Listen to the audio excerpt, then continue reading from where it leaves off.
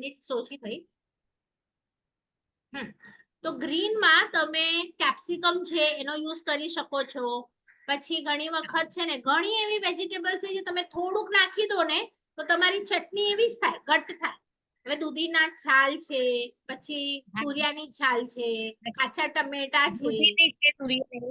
હા, તો તમે હા કરી શકો, પણ ધીરે ધીરે કોથમીર થી એવું નથી કે પેટ ભરાય છે, બરાબર? તો પછી જો શક્ય હોય કોથમીર તમે 8 મહિના નથી વાપરતા, કોથમીર તો 8 મહિના નથી જ વાપરતા. બધા એવા ન હોય તો ધીરે ધીરે ટ્રાય કરો કે તમે છોડી શકો, બરાબર? કારણ કે મારા પ્રભુએ કહ્યું છે તો ઠીક જ છે, અને બીજા ચટણી ટ્રાય કરશો તો કદાચ તમને હમણાં શું છે કે આપણને અમુક ગ્રીન વસ્તુ જોઈએ છે બોડી માટે, તો એ બરોબર ન હોય તો બધું અપ્સ એન્ડ ડાઉન થઈ જાય છે, આપણા વ્હાઇટ સેલ્સ હોય કે આ સેલ્સ ને આ તે. તો ગ્રીનરી તમને કે છે તો તમને જે થતી હોય, ચાલતું હોય, તો જેટલું મિનિમમ થી ચાલે એટલા પર રહી શકો તો વધારે સારું, બરાબર? ધન્યવાદ. નહીં તો છે ને ઘણી બધી વસ્તુઓ ખાવા જશો તો અગેન આપણે જે વિચાર ભણી રહ્યા છે એનો કઈ ફાયદો થશે નહીં.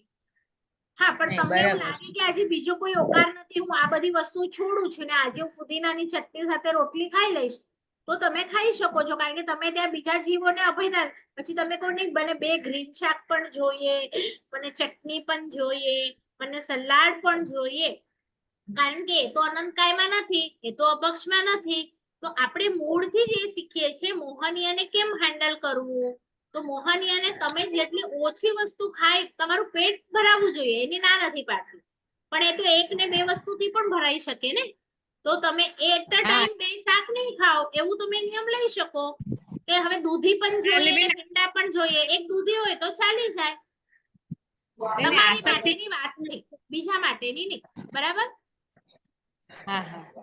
હા, તો એવી રીતે તમને જો એમ થાય કે કોથમીર છોડું અને ફુદીનો વાપરું તો ભલે વાપરો, કારણ કે એક સમાચારી હા પાડે છે, પણ ધીરે ધીરે એવા નહીં બંધાઈ જતા કે જેમ હમણાં કોથમીર વગર નથી ચાલતું એમ પછી ફુદીના વગર ન ચાલે, બરાબર? બેન, આપણે જે વનસ્પતિકા જે કુમળી વનસ્પતિકા બધી અનંત ફાલ્ગુની બેન, પછી એક મિનિટ અવાજ બંધ કરો, બીજા બધા ના ને પછી તમે ઓન કરજો. અનિતા બેન હવે ઓન કરો. હા બેન, આપણે કીધું કે બધી વનસ્પતિકા કુમળી હોય તો એ અનંતકાયમાં હોય છે, તો આપણે જે બીજા હોય કે ગુવાર ને હોય ને એ આપણે કહીએ હંમેશા, તો એ શું અનંતકાયમાં જ હોય? તમને કીધું ને નાનો ગુવાર પણ હોય અને મોટી પ્રોપર ફળી થઈ જાય તો એ મોટી પ્રોપર ફળી નથી ગુવાર અનંતકાય. જે નાની નાની ફળી હોય ને, તમે વાવડી પર ગયા અને તમે ચૂંટો તો જો મગની પણ પ્રોપર ઉગી ગઈ હોય ને, ખેડૂતો એ વખતે જ કાઢે. નાની હશે ને તો એ લોકો ના પાડશે કે હમણાં નહીં કાઢો, એની અંદર દાણો સાવ નાનો હશે. તમે વટાણા પણ લેશો ને તો એકદમ નાના નાના વટાણા પણ આવશે, એકદમ બેબી, એટલે દેખાય નહીં પણ એ મીઠા હોય, તમે ટેસ્ટ કરો તો એ અનંતકાયમાં જશે. પણ તમે પ્રોપર વટાણું થઈ ગયું છે પણ એની સાઈઝ જ નાની છે, તો એ પ્રોપર એની વાંધો નહીં એમ. ફળી મોટી હોય ને દાણો એકદમ નાનો હોય તો એ એમ કહેવાય, પણ જો ફળી પણ નાની છે, બેબી છે, અને વસ્તુ જ નાની થવાની છે. આજે બોન્સાઈ જે નીકળ્યું છે, એક સ્મોલ ઓરેન્જીસ આવે છે, એ સ્મોલ ઓરેન્જીસ ની સાઈઝ જ એટલી હોય છે કે પછી તમે રાખી દો ઝાડ ઉપર તો એ મોટા નથી થવાના, તો એ પછી નોર્મલ ફ્રૂટ જ છે એમ. પણ હમણાં જે મોટી મકાઈ થાય છે સ્વીટ કોર્ન ની, એ જે તમે એને ખેતરમાં જાઓ અને ઈ જ્યારે નાનું હશે તો ઈ વખતે ઈ મકાઈ ન ખવાય, પણ બેબી કોર્ન તો એની સાઈઝ જ એટલી હોય છે, તો ઈ પછી તમે પ્રોપર છે એને તમે ઓલામાં ન લઈ શકો એમ. ઓકે, ઠીક છે. એટલે ખેડૂતને પૂછી લેવાનું જ્યારે તમે લેતા હો ને કે આ હજી ગ્રો થઈ શકે એવું હોત તો પછી નહીં વપરાય, પણ એ ગ્રોથ જ ના થઈ શકે એવું હોય તો પછી તમે, કારણ કે લીંબુ પણ છે ને ઘણી ઠેકાણે એટલા મોટી સાઈઝ ના મળે ઘણાના ઝાડમાં, અને ઘણાના ઝાડમાં એની સાઈઝ જ આટલી હોય, પછી તમે એને હજી 4 દિવસ રાખો ને તો એ સાઈઝ જ આટલી હોય, તો પછી એ નોર્મલ લીંબુ છે એમ.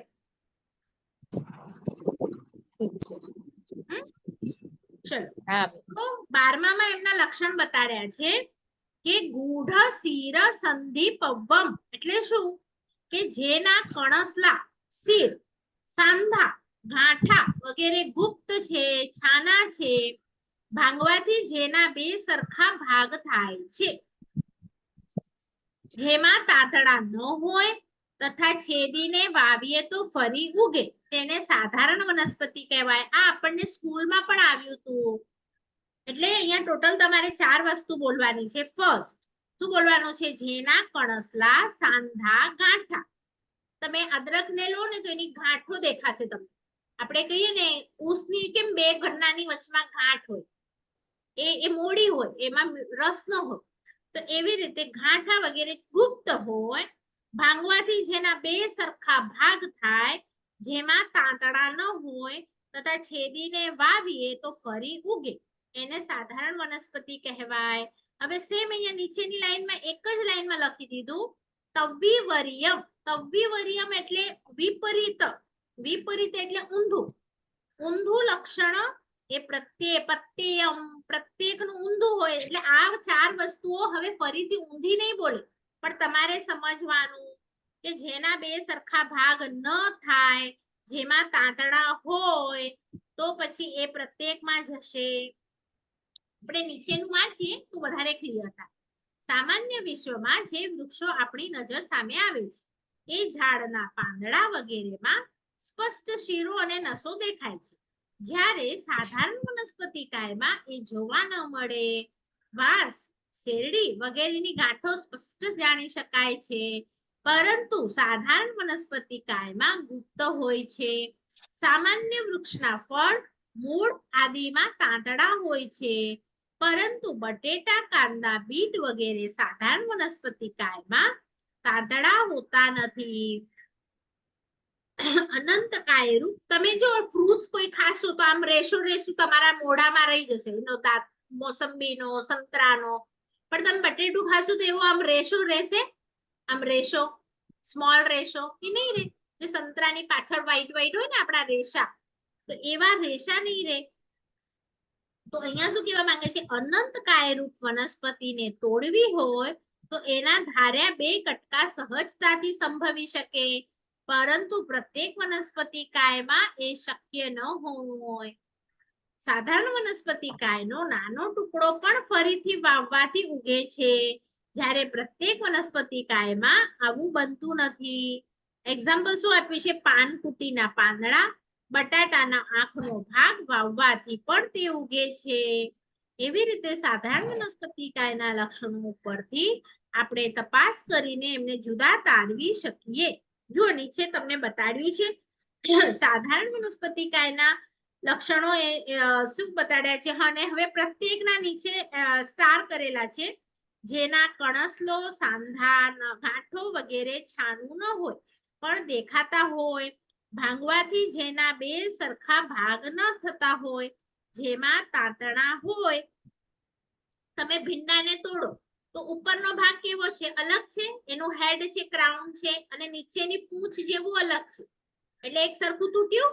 નહીં તૂટ્યું. તમે તુરિયાને તોડો, ઉપરનું પોર્શન જે આપણે કહીએ ને કે સ્ટેમ સાથે હોય, તો એ પોર્શન અલગ હોય અને નીચેનું પોર્શન હોય અલગ હોય, તો તમે એના 2 ટુકડા સરખા ન કરી શકો કોઈ પણ વસ્તુના.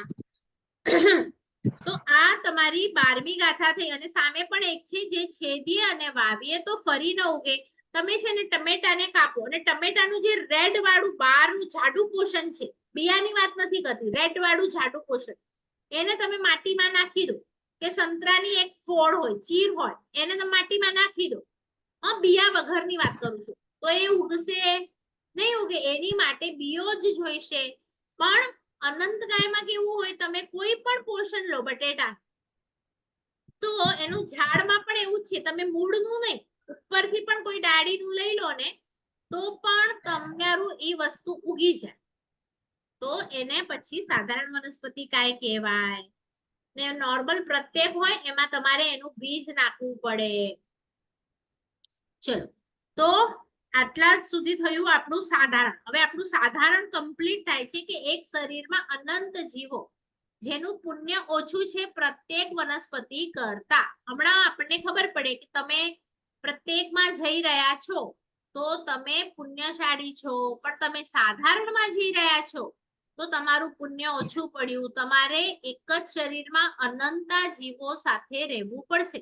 આવું કોને આવો ભાવ મળે? તો એક કે જેને ટેસ્ટ નું બહુ ક્રેઝ હોય, છોડી જ ન શકે કે મારી જીભ માટે હું બધાને મારી નાખીશ, એવાને એમાં જ જન્મ લેવો પડે. અને બીજું કે હમણાં જેને પણ વધારે બધા સાથે ફાવતું ન હોય, દાખલા તરીકે મને આ વ્યક્તિ સાથે તો ફાવે જ નહીં, આ આવી છે, આ વ્યક્તિ સાથે ન ફાવે, આ આવી છે, તો જો તમને બધા સાથે નથી ફાવતું હમણાં, તો પછી તમારે અનંતકાયમાં જન્મવું પડે. પછી કુદરત કહેશે કે તથાસ્તુ, જાઓ અને હવે અનંતા જીવો સાથે ફવડાવો.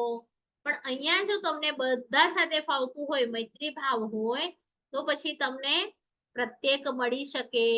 પણ આજકાલ વધારે બધા લોકોને બધા સાથે ફાવતું નથી. જરાક આપણી વાતની વિરુદ્ધમાં કોઈ બોલે, કોઈકનો વિચાર હોય, તો આપણને મનભેદ પણ થઈ જાય છે. મતભેદ હોય તો એ શાસ્ત્રને મંજૂર છે કે ચલો આનો મત આને વ્હાઈટ ગમે છે ને આને બ્લેક ગમે છે, તો એમાં શું થયું?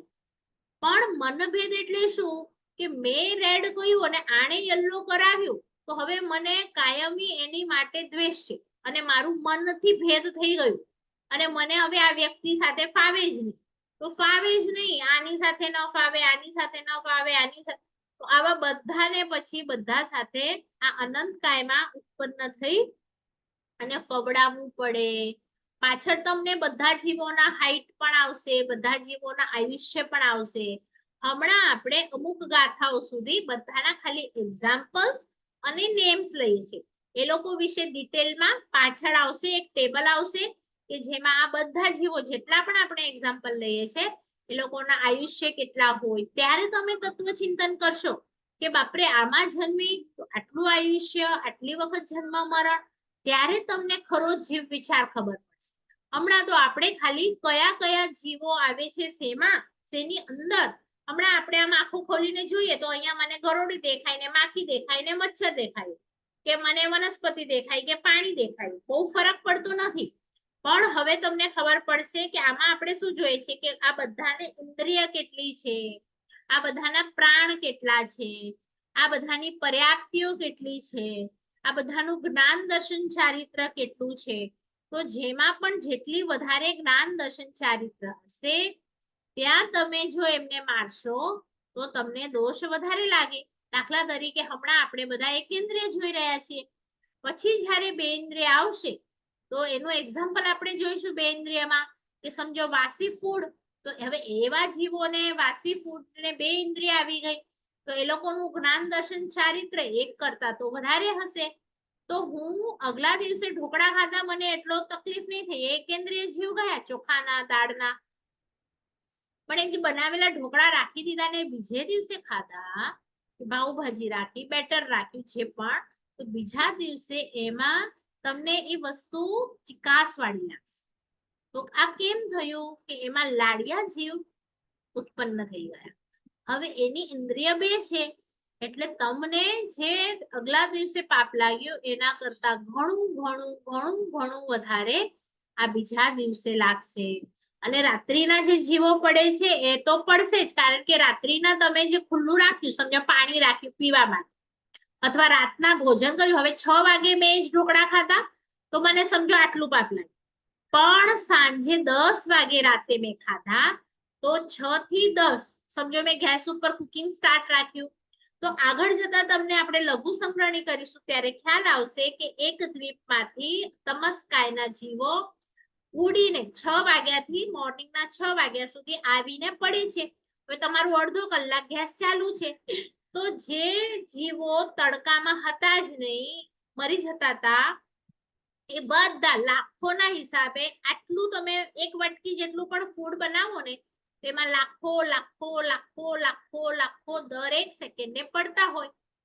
તો હવે એ બનાવતી વખતે જ તમે અબજોનું કચ્ચરઘાણ કરી નાખ્યું, અને જ્યારે તમે થાળી પીરસીને પણ ખાવા બેસશો તો એમાં પણ એટલા જ જીવો જશે, કારણ કે તમે એક સેકન્ડમાં તો ખાઈ નથી લેવાના, 10-15 મિનિટ તો કંઈક લાગશે ને ખાતા વખતે.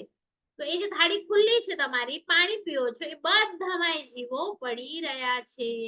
એટલે તમે ઢોકળાની તો થાળી હતી જ, એમાં તો ગયું જ, પ્લસમાં પ્લસ પ્લસ કરશો ને તો અનંત અનંત અનંત નું તમને લાગે. એટલે રાત્રિ ભોજન આપણને નરકમાં લઈ જાય છે. બાકી એ જ ભોજન તમે 6 વાગે કરો તો આ બધા જીવો જે પડવાના છે, મરવાના છે, એ બધાથી બચી જાઓ. કદાચ એવું હોય, ઘણાને એવું પણ હોય કે એ લોકો છે ને વહેલું ચોવિયાર કરી લે, પછી કે બેન અમે લોકો છે ને ફ્રી થઈ ગયા 6 વાગે, એટલે પછી અમે સૂકા નાસ્તા બનાવવા બેસી ગયા. તો આ એટલા માટે સમજાવું છું કે તમારો સૂકો નાસ્તો ભક્ષ્ય છે, ખાઈ શકો, પણ જો સાંજે બનાવો તો અભક્ષ્ય થઈ જાય, કારણ કે એના ઉપર જીવો જ એટલા પડે. બરાબર, સૂકી ચટણી હોય, કોઈ પણ વસ્તુ બીજા દિવસની પણ પ્રિપેર કરીને નહીં રાખવાની. ઘણા કે બેન 5 વાગે ટિફિન હોય છે તો અગલા દિવસે સમારીને રાખી દઈએ. તો હવે તમને વેજીટેબલ્સ જ્યારે આપણું પ્રત્યેક ચાલુ છે તો એ પણ સમજાવું કે વેજીટેબલ્સમાં એક હોય કે તમે સમારો ને એટલે એને પીડા થવાની ચાલુ થઈ ગઈ, તો વેજીટેબલ્સ ને સીધું વઘારી દેવાનું, સમારીને 5 મિનિટ પણ મૂકવું નહીં, કારણ કે જેટલી વાર મૂકશો એટલી વાર એ તરફડ્યા કરશે, મરશે નહીં. ફ્રૂટનું એનાથી ઊંધું, ફ્રૂટને તમે સમારો તો થોડીક વાર 48 મિનિટ રાખી દેવાનું, તો એ મરી જાય. 48 મિનિટ પછી મરી જાય એટલે તમે મરી ગયા પછીનું અચિત વાપરો છો. પણ શાકભાજીમાં ઊંધું હોય. શાકભાજી તમને એમ થાય કે કોબી સમારીને હું 48 મિનિટ મૂકી દઉં તો એ 48 મિનિટ સુધી એને તકલીફ થયા કરશે, એટલે એને સીધું વઘારી દેવાનું. જેવું તમારું વઘાર થાય, અને વઘાર પણ કાચું પાકવું નહીં, પ્રોપર 5-10 મિનિટ એ સીજી જાય, ચડી જાય, તો જ એ મરે. ઘણા લોકો કોબીના કચ્ચા પક્કા શાક કરતા હોય, 2 મિનિટ વઘાર કરી અને ઉતારી લીધું, તો એ બધું શાક ચાલે નહીં. જો તમારા સચિતના પચખાણ હોય કે મારે સચિત વસ્તુ ખાવી નથી, તો એ લોકોએ ફ્રૂટને 48 મિનિટ્સ રાખી દેવાનું અને વેજીટેબલ્સ સમારી અને તરત વઘારી દેવાનું અથવા બાફી દેવાનું, કે જે પણ હોય, તો પછી વેજીટેબલ મરે. અધરવાઇઝ કાચું પાકું કાઢો તો ન. તો આ વસ્તુ બધાને ક્લિયર થઈ? વેજીટેબલ્સ તરત અગલા દિવસે સમારી. તમારું ઘણી વખત ઊંધિયું હોય તો તમને એમ થાય પેટી સવાર જો એટલો મળે કીથી તો, પણ જ્યારે શાક બનાવવાના હો ત્યારે જ સમારવાનું. એમ નહીં કે 7 વાગે સમારી દીધું 10 વાગે વઘારો, નહીં, તરત વઘારવાના હો ત્યારે જ સમારવાનું, કારણ કે એને આપણે પીડા તો આપી છે, પણ પીડા આપીને પછી છોડી મૂકવું એટલે શું થાય? 2 કલાક 3 કલાક શા માટે? આપણા જીભ માટે એને પીડા થાય. તો તરત વઘારી દેવાનું, અને વઘારવાનું પણ કચ્ચું પક્કું નહીં, પ્રોપર વઘારવાનું. જો તમે મોટી તપસ્યા કરતા હો, ટમેટા કાકડી ખાવાની ઈચ્છા હોય, તો એના બિયા છે ને, એ પેરુના બિયા, કાકડી ટમેટાના, એ ક્યારે પણ મરતા નથી, અચિત થતા નથી. તો એની માટે એક તો ઓપ્શન છે કે તમે પીસી નાખો, કાં તો અધરવાઇઝ ઓપ્શન છે કે હું તમને બતાડીશ, જો એવું હશે સમારતા, તો એક ટમેટું રાખવાનું, સાઈડ થી એના કાપા પાડવાના, વચ્ચેનું જે આખું પોર્શન છે એને છોડી દેવાનું. એટલે હાથથી એના જો બિયા કાઢી શકતા હો તમે, તો હાથથી વચ્ચેના પોર્શન માંથી નીકળી જાય.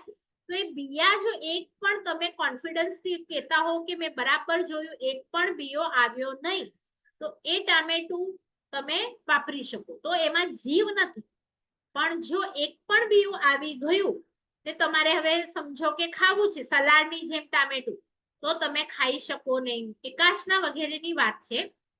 તો પ્રોપર, અને જો ટામેટાનું બીયો હોય ને એ મરતો નથી, પેરુનો બીયો, એટલે પેરુને પણ ખાવું હોય તો સાઈડ થી ખાવાનું, વચ્ચેનો પોર્શન તપસ્યામાં છોડી દેવાનું. કાકડીમાં પણ વચ્ચેનો જે બીયો છે એ છોડી દેવાનો, તો તમે સાઈડની કાકડી હોય એ ખાઈ શકો. લીંબુ વગેરે પણ એવી રીતે સાઈડ થી સમારવાનું, કે વચ્ચેનું હોય એને અભયદાન આપી દેવાનું, બીયો તમારો કટ થાય નહીં.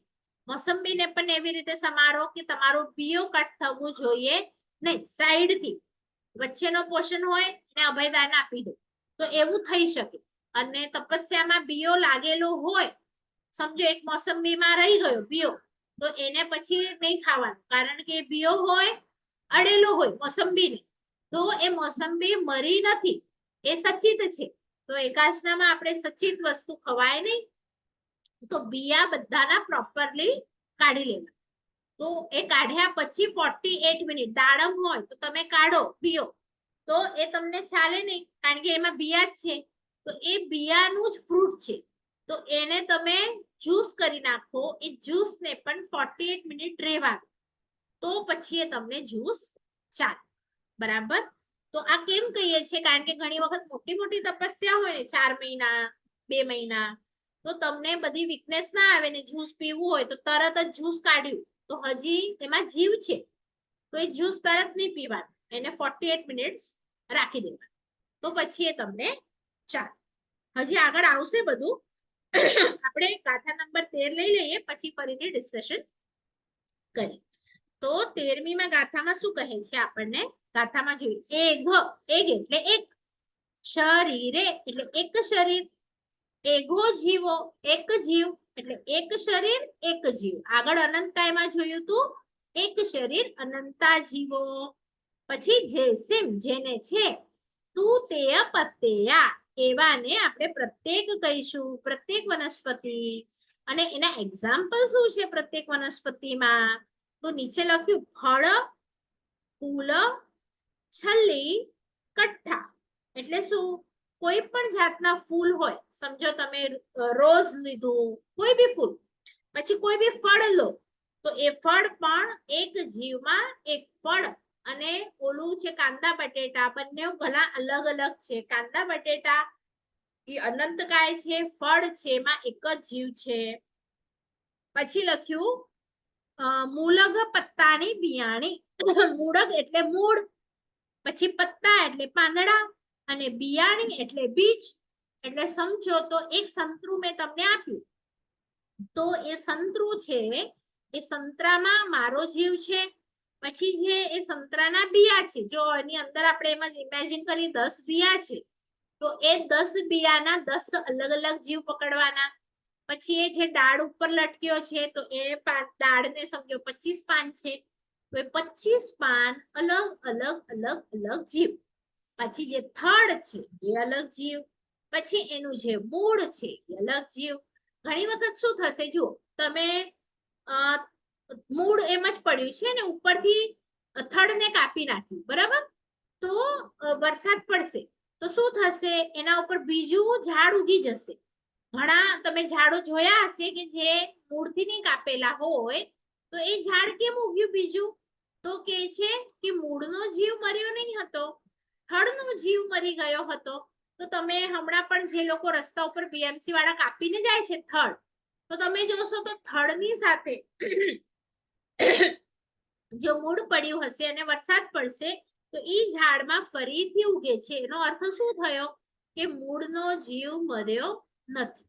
બરાબર. આગળ તમને જ્યારે આપણે એમના આયુષ્ય જોઈશું, એમની સ્વકાય સ્થિતિ જોઈશું, ત્યારે આ વસ્તુઓ કામ આવશે.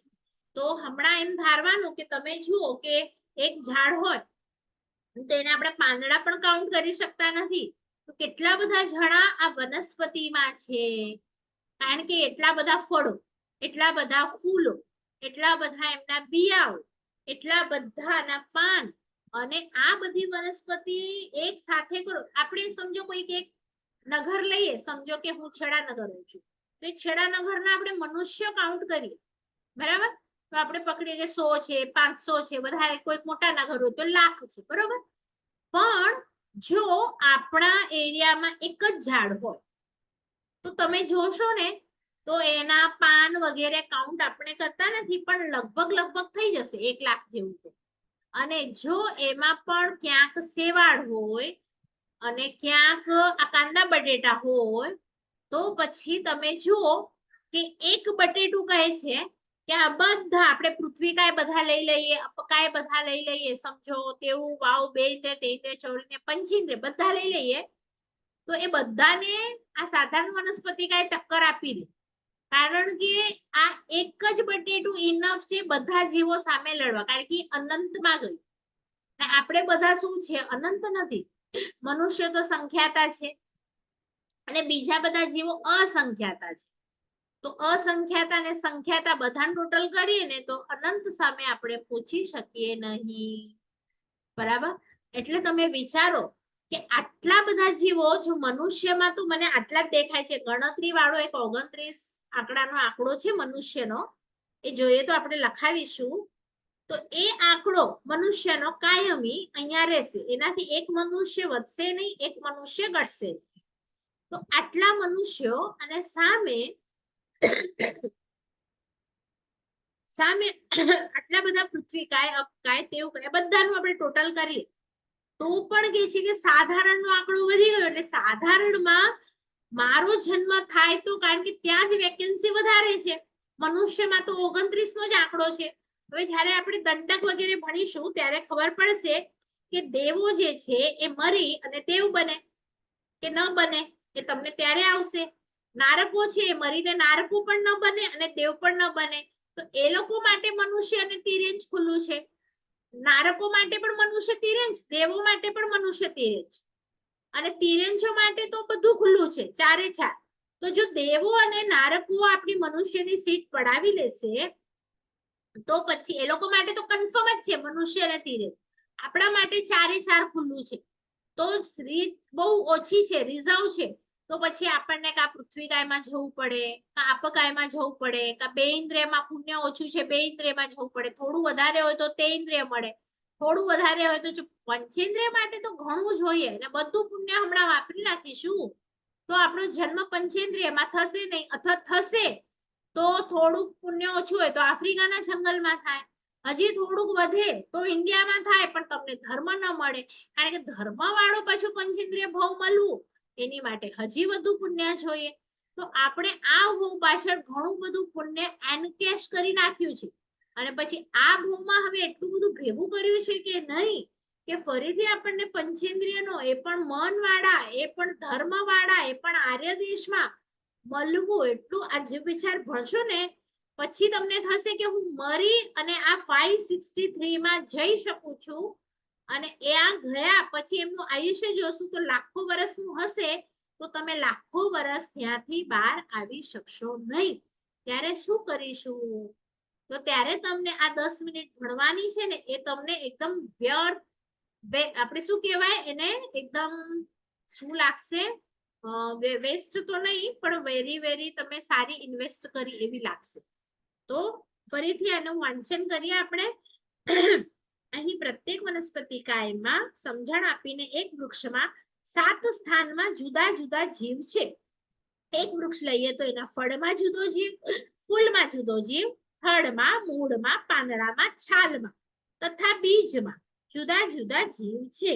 વૃક્ષ ઉપર જેટલા પાંદડા એ બધાનો જીવ, ફળ એટલા જીવ, ફળમાં જે જીવ છે, હા બીજ છે, એમ ઉચ્ચાર કરતા કરતા વિવિધ જીવ છે. પ્રત્યેક જીવનું પોતાનું શરીર જુદું છે, તેથી તે પ્રત્યેક વનસ્પતિ કાય કહેવાય છે. અને તો અહીંયા આ 7 વસ્તુઓ છે પ્રત્યેક માટે. થડ છે એ પ્રત્યેક સેપરેટ જીવ છે, મૂળ અલગ છે, છાલ અલગ છે, ઝાડની છાલ જે આપણે તજ ખાઈએ છીએ ને એ ઝાડની છાલ હોય છે, એનું તજ બને, તો એ આપણે ખાઈએ છીએ. પછી ફૂલ, ફળ, પાન, તો આવી રીતે આ પ્રત્યેક વનસ્પતિ છે. અને પ્રત્યેક વનસ્પતિની આપણને છૂટ મળી છે, પણ એનો અર્થ એવો નથી કે વધારે પ્રમાણમાં એનો કચરા, મને એક જ ટમાટર જોઈતું હતું પણ મેં 4 ને સમારી નાખ્યા, પછી 3 ગયા કચરાના ડબ્બામાં. પ્રત્યેકની છૂટ મળી છે, પણ તમને જેટલું બોડી માટે જોઈએ એટલું જ પ્રત્યેક વાપરો. એમ નહીં કે હતું એટલે બનાવી નાખ્યો, હવે એકને ક્યાં મૂકું. બધા પ્રત્યેક તમારા ઘરે જે પણ આવે છે એમાંથી પણ થોડાકને અભયદાન આપો. દાખલા તરીકે 1/4 કિલો ફણસી આવી, 2 ફણસીને તમે સાઈડમાં રાખી દીધી, અને તમે જ્યારે નીચે ઉતર્યા ત્યારે જ્યાં એવો પગ ન લાગે એવો માટીવાળો રસ્તો આવ્યો તો ત્યાં 2 ફણસીને મૂકી દીધા, તો એ પોતાની રીતે મરી જશે. તમે 2 જીવ પૈસાથી લઈ આવ્યા હતા એમને તમે અભયદાન આપ્યું. તો આવું પણ તમે કરી શકો. એક ભીંડો રાખી દીધો, તમારી જેટલી શક્તિ હોય. તો આવી રીતે તમે રોજે રોજ એક જીવને, જો બીજા બધા તો મારે પેટ માટે વાપરવા પડશે, પણ એકાદ બે ને આપણે છોડી શકીએ. તો એ લોકો પછી જ્યારે મનુષ્ય હશે ને આપણે આમાં હશું તો એ લોકો પણ કદાચ 1-2 જે ભીંડા છોડશે એમાં આપણો નંબર પણ આવી શકે, કે ભલે મરવાનું તો છે જ ભીંડામાં, પણ આવી રીતે કપાઈ, ઉપર મીઠું મરચી, તેલની યાતના એ મારે સહન ન કરવી પડે. તમારી આંગળી કપાય અને પછી ટ્રાય કરજો તો જરાક મીઠું લગાડવાનું, જરાક લીંબુ લગાડવાનું, અને પછી જરાક આમ ગેસ ઉપર જરાક તો શું ફિલિંગ થાય છે? તો આપણે જે પણ આમ કરતા હોઈએ આપણે ટેસ્ટ માટે જરાક કરીને પછી જરાક મીઠું મરચી લીંબુ, તો એમને ખાલી જો છોડવાની વાત નથી કરતી, પણ એમને પણ મારા જેવી પીડા થાય છે એટલું ખાલી તમે વિચારો ને દુઃખથી ખાઓ ને, તો એ તમારો કર્મબંધ બહુ હળવો થશે. બરાબર? તો આપણને હવે કર્મના બંધને હળવા કરવા છે, ખાવાનું છોડવાનું નથી, પણ વિવેક રાખવાનો કે શું ખાવ શું ન ખાવ. હું તમને કોઈ વસ્તુનો ફોર્સ નહીં કહીશ, પણ ક્યાં શું ભાવ રાખવા એની સમજણ આપીશ. અમુક એવી વસ્તુઓ છે કે જે મને ખબર છે પણ મારાથી પણ છૂટતી નથી, પણ એ વસ્તુ ખાવા જેવી નથી એવું તો આપણે વિચારી શકીએ કે નહીં? પહેલા તો શું વિચાર હોય આપણને કે ના ના એડો ન ખાય તો ન હોય, પણ નહીં, એ મારા પ્રભુએ ના પાડી છે, મારા ગુરુએ ના પાડી છે તો ન જ ખવાય. પણ મારાથી હવે ચલાતું નથી, એના વગર ચાલતું નથી, તો દુઃખ સહિત ખાવું અને એમ જ હસતા હસતા ખાવું, તો બંનેમાં બંધ તો અલગ છે કે નહીં? તો આપણે સ્ટેપ વાઇઝ ચડીશું કે પહેલા દુઃખ થાય. હવે એક વખત એવું દુઃખ થશે કે તમારું ઈઝીલી છૂટી જશે કે નહીં મારે નથી વાપરવું, એ તમારું ખરો આ ભણવા પાછળનું શું કહેવાય રિઝલ્ટ કંઈક આવશે એ જીવોનો. હવે આજે જ તમે સાંજે કંઈક કરો અને તમે ક્યાંક હાથ લગાડો તો તમને એમ થશે કે મને કોઈ જેમ તેમ ઉપાડે, મારી આંગળી મોડે તો મને કેવું લાગે. તો ઘણા એવું હોય કે આઠમ હોય તો લેવા પણ ન જાય વેજીટેબલ્સ, પણ ઘણા એવા હોય કે ચલો કાલે સવારના જોઈશે એટલે મારે લેવું પણ પડે છે, અને લેતી વખતે તમે ભીંડાની ટોચ તોડી, તો એવું બધું નહીં કરવાનું, એમને પણ પીડા થાય છે. તમારે લેવું હોય તો જોઈને લો. ઘણી વખત તો જે લોકો ચુસ્ત છે કાંદા બટેટાને શાસ્ત્રમાં અડવાની પણ ના પાડે કે તમે અડો ને તો આપણે જ્યારે એક દિવસના હોઈએ ને કોઈ ગમે તેમ આપણને અડે, એના હાથમાં કાંટા હોય અથવા ગરમ હોય ને અડે તો નાના બચ્ચાને કેવી વેદના થાય. તો તમે અડો ને તો પણ એને વેદના થાય, એને ઉપાડો ને તો એ વેદના થાય. તો જો બનતું હોય ત્યાં સુધી એવા જીવોને તમારી લારી ઉપર પણ હોય તો આમ સાઈડ કરવા માટે પણ બટેટા કાંદા લસણ રીતે ક્યાંક હોય તો અડવાનું જ નહીં, જો લેવા જ ન હોય તો. બરાબર? કારણ કે અડો અને પછી તમને જે વસ્તુ જોઈએ છે ને એમાં પણ જીવ છે, એમને ખબર પડે છે. જો તમને ન ગમે ને તો ત્યાંથી હટી જાઓ, પણ તમે જે બોલો છો કે આ તો કેવી છે, કેવો લાવ્યો છે, તો એ જીવ પ્રત્યે આપણે બહુ દુર્ગંછા બતાડવાની નહીં, ખરાબ બોલવાનું નહીં. તમને નથી જોઈતું તમે હટી જાઓ, પણ એ જીવને ખબર પડે છે કે હું સારો નથી અને સામેવાળાને હું ગમ્યો નથી અને એને પણ દુઃખ થઈ શકે છે. એટલે આપણને જોઈતા હોય તો બહુ સારી દૂધી છે એમે નહીં બોલવાનું, બહુ ખરાબ દૂધી છે એમે નહીં બોલવાનું, ગમે તો લેવાનું, નહીં ગમે તો એને અડવાનું પણ નહીં. ઘણા લોકો શું હોય અડડ કરીને નીચે સુધી આખો ઓલો આમ થપ્પી લગાડે ને એને ઉલટું પુલટું કરી નાખે ને પછી લે પણ નહીં. તો આવું બધું નહીં કરવાનું. થાય એટલું બધામાં જ જીવ છે, એને ઓછી પીડા આપવાની. આપણને જોઈએ એટલું લઈ આવો, બનાવો, પણ ખાતી વખતે બહુ સરસ બન્યું છે, હવે હું તમારા દીકરાને મસ્ત કાપી અને પછી બહુ સરસ બનાવું અને તમને આપું, તમને ગમે? અરે મેં સરસ બનાવ્યું છે, ખાઓ ને. તો પછી એ બધા પણ વેજીટેબલ્સ જ છે, કપાયા છે અને બહુ સારું બન્યું છે એવું નહીં બોલવાનું. બહુ ખરાબ બન્યું છે એવું પણ નહીં બોલવાનું. ક્ષમતા ભાવે જે મળે જેવું મળે એવું વાપરતા શીખવાનું. આ રિઝલ્ટ છે જે વિચાર ઓરિજિનલી ભણ્યાનું. કદાચ ગાથા આવડે ના આવડે, એના શબ્દ આવડે ના આવડે, પણ આવો વિચાર તો આવી શકે કે નહીં? તો અહીંયા સુધી ન સમજાય તો 1 સેકન્ડ હું સર્વમંગલ કરી લઉં. જીના આજ્ઞા વિરુદ્ધ કંઈ પણ બોલાયું હોય તો મિચ્છામિ દુક્કડમ સર્વમંગલ માંગલ્યમ સર્વકલ્યાણ કારણમ પ્રધાનામ સર્વધર્માણામ જૈનમ જયતિ શાસનમ. એક તો બુધવારે તમને ફાવશે કે નહીં એ મોકલજો. તમને કોઈને કોઈ પણ વસ્તુમાં ડાઉટ હોય પર્સનલી ફોન કરી શકો છો, અને નહીં તો નેક્સ્ટ જો ક્લાસ હશે, જે પણ નેક્સ્ટ હશે એમાં તમે તમારા ક્વેરીઝ એ પણ કે 8 દિવસમાં તમને કોઈક વિચાર આવ્યો કે આમ કરાય કે ન કરાય, તો અહીંયા સુધી આપણે ભણ્યા છે એના રિલેટેડ હશે તો આપણે સોલ્વ કરવાની કોશિશ કરીશું. બધા શાતામાં રહેજો. 1 મિનિટમાં મીટિંગ પૂરી થશે. હમણાં કોઈને કંઈ પૂછવું હોય તો પૂછી. સાધારણ અને પ્રત્યેક એનો ડિફરન્સ બધાને ખ્યાલ આવ્યો? ગ્રીન વેજીટેબલ્સ વધારે પડતા પ્રત્યેક છે જે તમે ખાઈ શકો છો. પણ તે છતાં પણ જે અનિતાબેને પૂછ્યું કે રીંગણા એ તામસી છે માટે નથી ખવાતા, તો એવા ઘણા એવા વસ્તુ, ટીંડલી છે તો શાસ્ત્રમાં જે આપણે બોલીએ છીએ ને એમાં એક ટીંડોળાનું પણ આવે છે, અતિચાર બોલો છો ને એમાં, તો એ ટીંડોળામાં પણ આમ તમે જોશો તો ઘણા બધા આમ બીજ પણ છે. અને આયુર્વેદમાં પણ કહે છે કે ખાઓ તો તમારી બુદ્ધિ કઈ બહુ સારી ખીલે નહીં, તો એવું બધું અલગ અલગ વસ્તુ છે. પણ બાકી આમ પ્રત્યેક છે અને ખાવું હોય તો તમે ખાઈ શકો છો. તો એવા ઘણા બધા ઘણી સમાચારીમાં હોય કે આ ખવાય ના ખવાય, એમાં બહુ પડવું નહીં. તમને લાગે, તમને સ્પેસિફિક કોઈ વસ્તુ હોય તો તમે પૂછી લેજો કે આ હું આમ ખાતી હતી હમણાં સુધી, મૂળાના પાનના મુઠિયા કે એ ન ખવાય, પાલક ન જ ખવાય. તો એવું અમુક વસ્તુઓ છે કે જે ન જ